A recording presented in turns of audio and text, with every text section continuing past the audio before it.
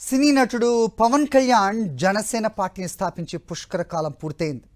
పిఠాపురంలో ఆ వేడుక వైభవంగానే జరిగింది. తాను అసెంబ్లీ గేట్ తాకడానికి అవకాశం కల్పించిన పిఠాపురాన్ని ఈ రకంగా పవన్ గౌరవించారు. అసెంబ్లీ గేట్ని తాకే క్రమంలో పనిలో పనిగా కొన్ని తొడలు విరగొట్టినట్టుగా కూడా చెప్పారు. వీరమలు కదా, ఆ మాత్రం ఎలివేషన్ అవసరమే. పుష్కర సభ అంగరంగ వైభవంగా జరిగిందని, లక్షలాది జనసందోహంతో పొంగి పొరలిందని ఎల్లో మీడియా వేనోళ్లా పొగిడింది. ఎల్లో మీడియా సాధారణంగా చంద్రబాబుకు ఆయన పార్టీకి మాత్రమే పరిమితం చేసే ప్రచార గౌరవాన్ని పిఠాపురంలో పవన్ సభకు కూడా కల్పించి ఔదార్యాన్ని చాటుకుంది. అందులో ఒక పత్రిక సభలో జనగణన కూడా చేసింది. సభలో జనం కూర్చోవడానికి 14 ఎకరాలు కేటాయించారని, ఆ స్థలంలో లక్షలాది మంది కిక్కిరిసిపోయారని రాసింది. జనం కిక్కిరిసి కూర్చుంటే ఎకరాకు 5,000 మందిని లెక్క వేయడం ఆనవాయితీ. అంతకంటే 5 రెట్లు లేదా 10 రెట్లు ఎక్కువగా కిక్కిరిశారని ఎల్లో మీడియా చెబుతుంది. ఏమో గుర్రం ఎగరావచ్చు, ఎవరికి అభ్యంతరం లేదు. జనం కూర్చోవడానికి కేటాయించిన స్థలం 14 ఎకరాలు కాదని 9 ఎకరాలు మాత్రమేనని స్థానికుల సమాచారం. ఆ స్థానికులు గిట్టని వారి కావచ్చు, ఎల్లో మీడియా రాసిందే అక్షర సత్యం కావచ్చు. సభ విజయవంతమైనందుకు పవన్ కళ్యాణ్ కు సనాతనాభివందనాలు. ఇప్పుడు పవన్ కళ్యాణ్ అధికారంలో భాగస్వామి, ఉప ముఖ్యమంత్రిగా ఉన్నారు కనుక ఎన్నికల హామీల అమలు గురించో, ప్రజలు ఎదుర్కొంటున్న సమస్యలకు పరిష్కార మార్గాల గురించో మాట్లాడుతారని జనం ఆశించడం సహజం. కానీ అటువంటి ఆశలకు ఆయన అవకాశం ఇవ్వలేదు. కాలువల కింద కూడా ఎండిపోతున్న పంటల గురించి ఆయన మాట్లాడలేదు. చెమటోడ్చి తెచ్చిన పంటలకు పడిపోతున్న ధరల గురించి ఆయన మాట్లాడలేదు. అవసరమైన ఔషధాలతో, అందుబాటులో వైద్యులతో 9 నెలల కిందటి దాకా ధైర్యం నింపిన ప్రాథమిక ఆరోగ్య కేంద్రాలు ఇప్పుడు వెలవెలబోతున్న వైనం కూడా ఆయన ప్రసంగంలో చోటు చేసుకోలేదు. అధోముఖయానం చేస్తున్న జీఎస్టీ వసూళ్ల సాక్షిగా ప్రజల కొనుగోలు శక్తి పడిపోవడం గురించిన ప్రస్తావనే రాలేదు.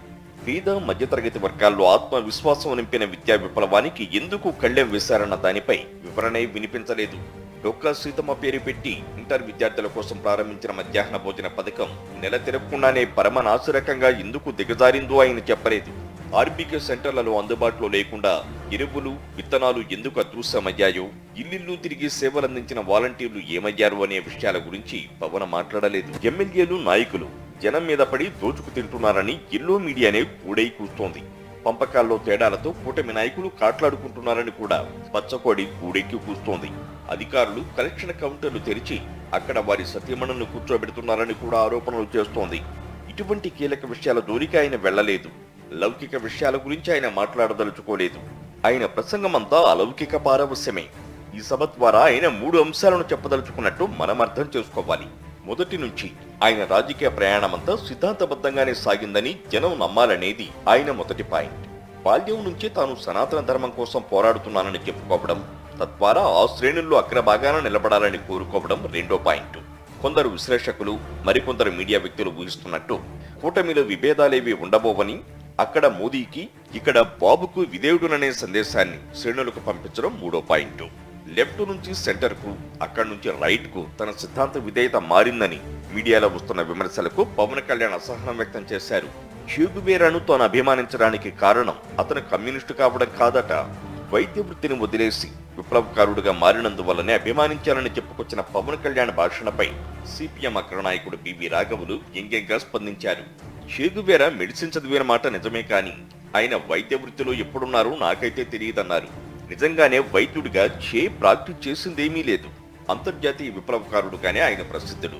చేగువేరా మీద అభిమానానికి పవన్ చెప్పిన కారణమే నిజమైతే, విప్లవాలు, యుద్ధాల వీధి గుమ్మాల్లో నిలబడి వైద్య సేవలందించిన డాక్టర్ నార్కన్ బెథోన్, డాక్టర్ ద్వారకానాథ్ కోట్నెస్ల అభిమానిగా ఆయన మారి ఉండాలి. అసలు ప్రాక్టీస్ చేయను చేగువేరాను విప్లవకర వైద్యుని కోటాలో అభిమానించడం అనే కథ సరిగ్గా అతకలేదు. తాను బాల్యం నుంచే సనాతనవాదినని పవన్ ఈ సభలో చెప్పుకున్నారు. సనాతన ధర్మం తన రక్తంలోనే ఉందని చెప్పారు. 14 ఏళ్ల వయసు నుంచి దీక్షలు చేస్తున్నట్లు కూడా చెప్పారు. తనపై సినిమాల ప్రభావం బాగా ఎక్కువని కూడా పవన్ అంగీకరించారు. సినిమాలు, కథలు, నవలలతో బాగా ప్రభావితమయ్యే వ్యక్తులు కొందరు వాటిలోని పాత్రలతో తమను పోల్చుకోవడం అనే ఫ్యాంటసీలో మునిగి తేలుతుంటారు. చేగువేరా ప్రభావం బాగా ఉన్న రోజుల్లో తమ తండ్రి గారు కమ్యూనిస్ట్ అని పవన్ చెప్పేవారు.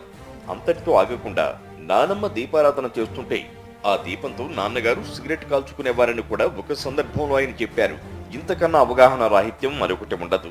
కమ్యూనిస్టులంటే దైవ దోషకులనే అర్థం ఇందులో స్ఫురిస్తున్నది. కమ్యూనిస్ట్ అయినంత మాత్రాన నాస్తికుడై ఉండాలనేదేమీ లేదు. నాస్తికుడైనంత మాత్రాన దైవదోషణ చేస్తారని, అవమానిస్తారని అర్థం కాదు. వారి వారి విశ్వాసాలకు నమ్మకాలకు కట్టుబడి ఉంటారంతే.